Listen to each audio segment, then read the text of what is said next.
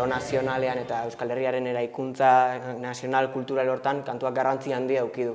Iruditzen zitzaigun hortan eragile desberdinak parte hartzezaketela, zeigarren badaude koruak, badaude hemen Arrate Kulturelkartean ere badago kantatzen dut talde bat, Deporrian badago jentia horren inguruan egon zitekena prest etortzeko, iruditzen zitzaigun saretzeko era on bat zala, kantu poteo bat egitea, gure herri nortasun hori aldarrikatzeko eta eraberian erabakitzeko eskubidearen aldarria mahai gainean ezartzeko. Eta jaixakekuak, beraiek San Andresetan egiten dute egitarau kompleto bat, egun osokoa, eta beraiekin jarri ginen harremanetan, euren egitarauaren barruan guk kantu poteo hori gauzatzeko. Eta iruditzen zitzaigun hori, gure esku dago izan zitekeela, hainbat eragileren elkargune moduan funtzionatu ezakeen zera bat, eragile bat, Euskal nortasun hori bultzatzera begira, Euskara ere entzat hartuta. Gure esku dago ez da gauza trinkotua alderantziz dinamikoa izan behar da.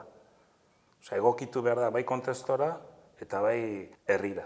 Gure esku dago da herri ekimen bat, herritar plataforma bat, pentsakera anitzeko jendia batzen da bena puntu baten inguruan. Eta puntu hori da Euskal Herria 7 lurraldez osatutako herri bat dela, hizkuntza eta kultura berezi bat dauzkana eta bere etorkizuna libre eta demokratikoki erabakitzeko eskubidea daukala. Eta horren inguruan egituratzen gara guztiok. Bai, 12 urtetan ekimen desberdinak, masiboak, txikiagoak, ariketa praktiko bat, libre eta demokratikoki bozkatzeko ekimena, Kataluniatik zetorren tsunamia Euskal Herrira egokitu zana eta Ibarren izana.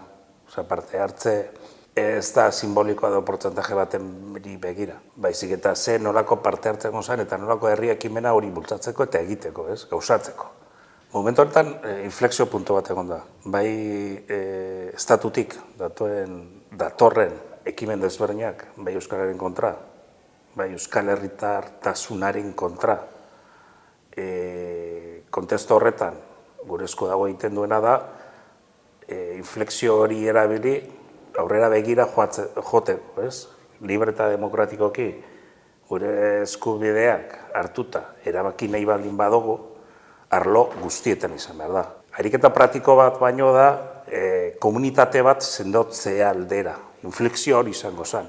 Horregatik gero azalduko dugu dagoen dinamika berria. Txikia da, baina handia da. Herritu ekimen bat da, eta pixkat bere helburua da euskal komunitate hori sendotzea. Hor badagoela behar bat, trinkotzeko, sendotzeko, euskal komunitatearen parte izatearen sentimendu hori, eta horretarako 3 euskarri fisiko aurkezten ditu herritu ekimen horren barruan gure esku dagok.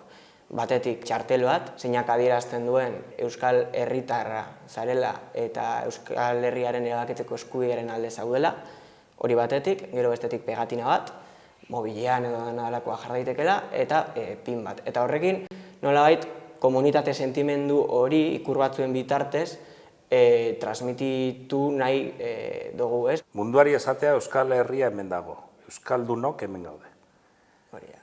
Optimista positibo izan da, nolako aukerak ematen dituen erakusteko berriro, Euskal Herritarrak nolako almena dakaten euren burua antolatzeko. Izan daiteke korrika, izan daiteke uztailan maiatzan egingo ditugun ekimenak, baina hori da, Euskal Herritartasuna, Euskal zaletasun hori da. Eta hori da, gainera hurrengo urtearen Euskal Herritarron erronka. Berriro, bai gainean jartzea nolakoa garen. Guk erabakitzen dugu zer nahi dugun, nolakoa nahi ditugun, eta ze hizkuntzan nahi dugu administrazioakin adibidez hitz egin. Horregatik, dinamika hori adar desberdina ditu. Ez da bakarrik papela, bai da, komunitate sentsazio hori emoteko, baina gero aurrera begira nahi dana da gehiago ikustaraztea Euskal Herritarrak hemen gaude. Eta horrelakoa gara.